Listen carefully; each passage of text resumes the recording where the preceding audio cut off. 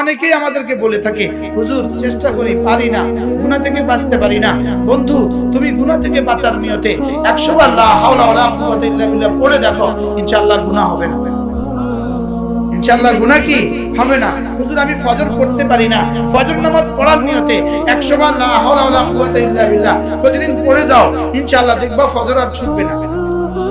আমি বলি লা হাওলা ওয়ালা কুওয়াতা ইল্লা বিল্লাহ, এটা জীবনের সমস্ত সমস্যার সমাধানের একমাত্র তাবিজ।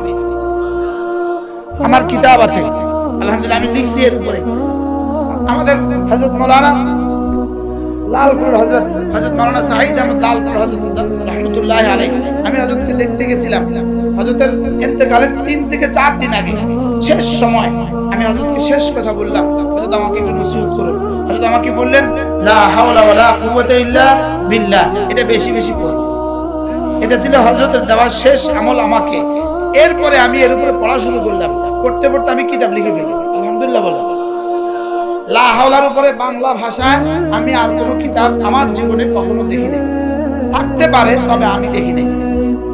শুধু মুস্তাকিল লা হাওলা ওয়ালা কুওয়াতা ইল্লা বিল্লাহ এর উপরে আমার লেখা কিতাব, পারলে কিনে নেবেন। এখানে আছে 5টা, আরো আছে 6টা, মোট 11টা কিতাব আছে, পারলে সংগ্রহ করবেন। লা হাওলা ওয়ালা কুওয়াতা ইল্লা বিল্লাহ, এটা ইসতিসলামের কালিমা, এটা তাফওয়িজের কালিমা, এটা ইখলাসের কালিমা, এটা তাওহীদের কালিমা, এটা ইস্তিআনাতের কালিমা। লা ইলাহা ইল্লাল্লাহ, এটা হলো ইয়াকা না'বুদু, লা হাওলা ওয়ালা কুওয়াতা ইল্লা বিল্লাহ, এটা হলো ওয়া ইয়াকা নাস্তাঈন। বুঝতে পারছি? বলেন। এজন্য লা হাওলা বলেন, লা হাওলা ওয়ালা কুওয়াতা ইল্লা বিল্লাহ, এটা দারিদ্রতা বিমোচনের তাবিজ। লা হাওলা ওয়ালা কুওয়াতা ইল্লা বিল্লাহ, এটা গুনাহ থেকে বাঁচার তাবিজ। লা হাওলা ওয়ালা কুওয়াতা ইল্লা বিল্লাহ, এটা হলো অসুস্থতা থেকে বাঁচার তাবিজ। সুবহানাল্লাহ। আমার হাতে সময় হবে না, আলহামদুলিল্লাহ, এর উপরে আমি শত শত কথা লিখে হয়েছে, শত শত কথা।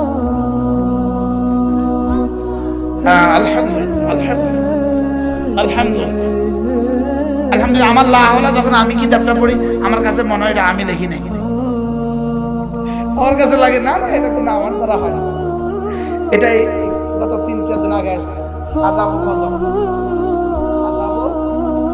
নাজাতের পথ পাথেয়, আযাব ও গজব, নাজাতের পথ পাথেয়। মূলত করোনা সম্পর্কে লেখা হয়েছে এটার উপরে। আমি করোনা নাম দেই নাই, করোনা নামকরণ করে নেই, করোনা কোনো বিষয় না, করোনা ভুয়া নাম। মূল নাম হলো আযাব ও গজব। বলেন করোনা কি নাম? বলেন। আরে ভুয়া। করোনার যদি দিত মরনা, আমরা কইতেন মরনা। করোনার যদি দিত সরনা, আমরা কি বলতাম? বলেন। আমরা বলতাম সরনা। ওরা একটা নাম দিয়ে দেয়, আমরা বলি হ্যাঁ ঠিক আছে, এটা ওহী। মূলত এটা ওহী নয়, এটা ভুয়া। মূল নাম কি বলেন? আযাব ও গজব। বলেন। মূল নাম হলো আযাব ও গজব। এজন্য যখন উম্মতের মধ্যে গুনাহ প্রকাশ্যে হয়, তখন আল্লাহ তাআলা নিজের পক্ষ থেকে আযাবকে ব্যাপক করে দেন। কি বলছে বুঝেন? যখন উম্মতের মধ্যে গুনাহ কি হয়? প্রকাশ্যে হয়। বলেন। আবার বলো কি হয়?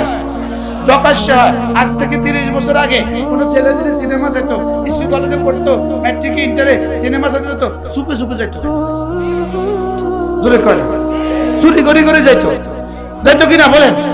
নিজের শার্ট পাল্টায় যেত, প্যান্ট পাল্টায় যেত, চুরি করে যেত। এখন ছবি চাই কোথায়? বসে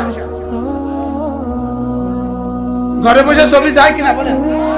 তো এই জন্য যখন উম্মতের মধ্যে গুনাহ প্রকাশ্যে হয়, তখন আল্লাহ তাআলা নিজের পক্ষ থেকে আযাবকে ব্যাপক করে দেন। আমাদের বিয়েগুলোতে কি পরিমাণ নাচানাচি হয়, জোরে কয় না?